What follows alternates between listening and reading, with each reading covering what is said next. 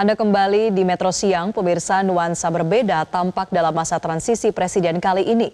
Pasalnya Presiden Prabowo Subianto yang pernah menjadi lawan dari Presiden Jokowi dalam pemilihan presiden di tahun-tahun sebelumnya justru kini menampakkan kekompakan. Publik pun membacanya sebagai simbol keharmonisan dan persatuan menuju Indonesia yang lebih baik. Lalu makna apa saja yang dapat kita ambil dari keharmonisan keduanya? Yonggris, Ketua Persatuan Umat Buddha Indonesia Provinsi Sulawesi Selatan akan memaparkannya dalam Hikmah Siang hari ini.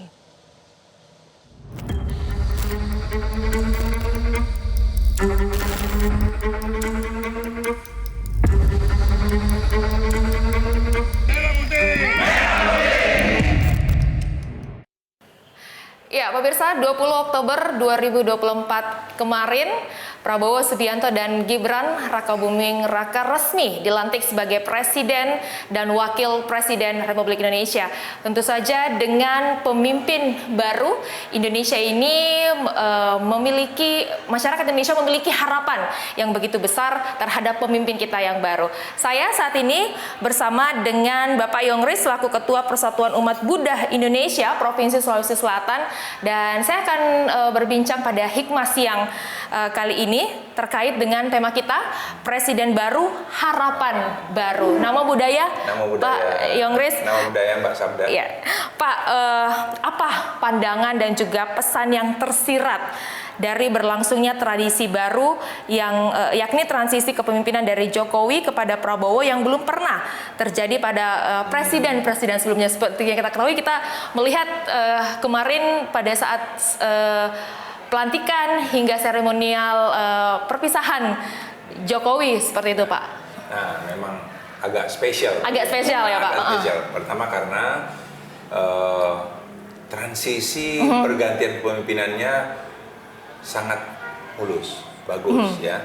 Lalu yang pengganti juga adalah orang yang memang bersahabat, bukan tidak seperti yang biasa mungkin beda partai atau beda dia sebagai oposisi yang menang gitu ya. Ini adalah orang yang memang bersahabat baik dan dia menjadi pengganti penerus estafet. Itu satu yang kelebihan. Ya, kita sangat berharap sekali sebenarnya ke depan penggantian semacam ini bisa ditiru, tapi ditiru bukan bahwa ya harus yang jadi itu adalah sahabat baiknya, tapi dia secara profesional, siapapun yang terpilih, maka dia harus mampu mengantarkan pergantian itu dengan baik.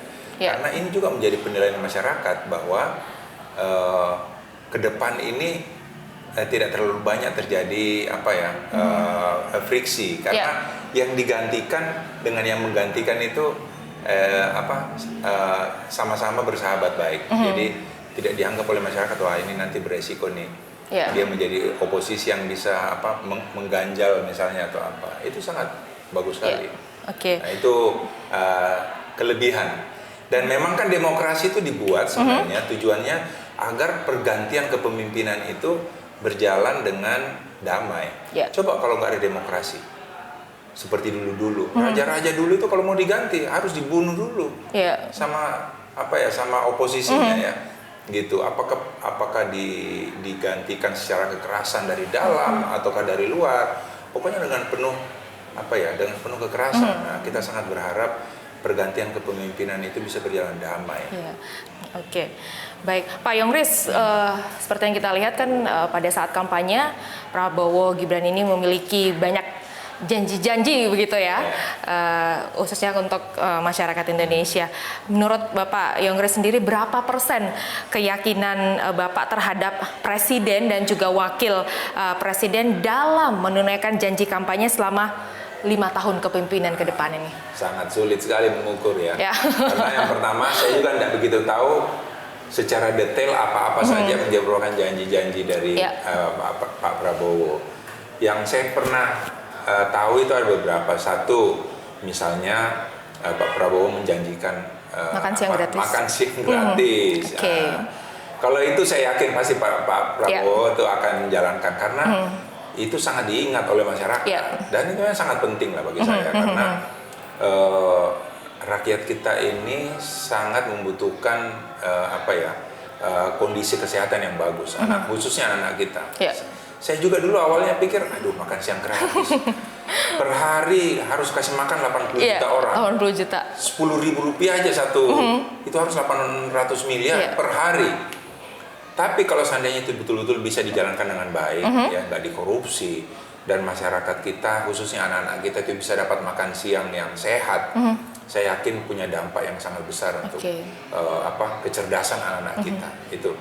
Nah, yang kedua itu swasembada pangan. Swasembada pangan, yang disampaikan Pak Prabowo pada saat pidato pertamanya ya, sebagai Presiden Republik Indonesia. Pangan ini, saya yakin juga bahwa Indonesia sebenarnya bisa, karena kita negara agraris. Benar.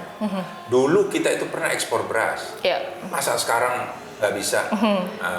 Jadi sebenarnya ini hanya butuh keseriusan aja sebenarnya. Jadi kalau saya lihat dua hal ini bisa dipenuhi, itu sudah luar biasa. Ditambah dengan janji-janji yang lain, misalnya saja meneruskan pembangunan infrastruktur yang telah dirintis oleh Pak Jokowi Oke, sangat bagus.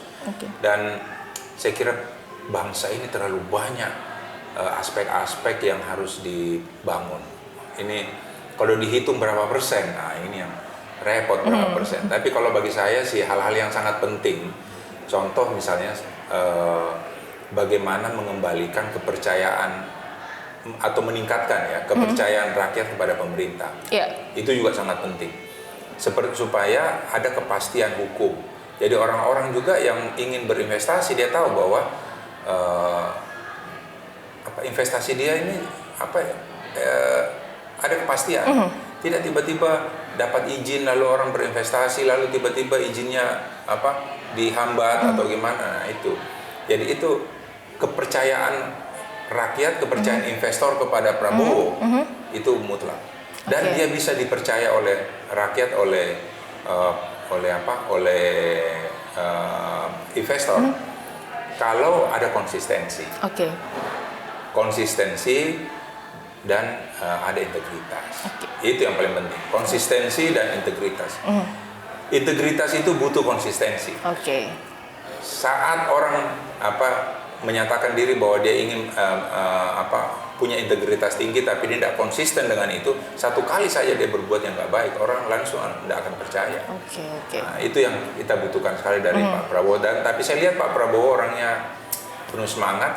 Dari beberapa pidatonya kita dengar sangat penuh semangat, dan karena latar belakang ketentaraan jadi lebih pegang janji ya. Benar.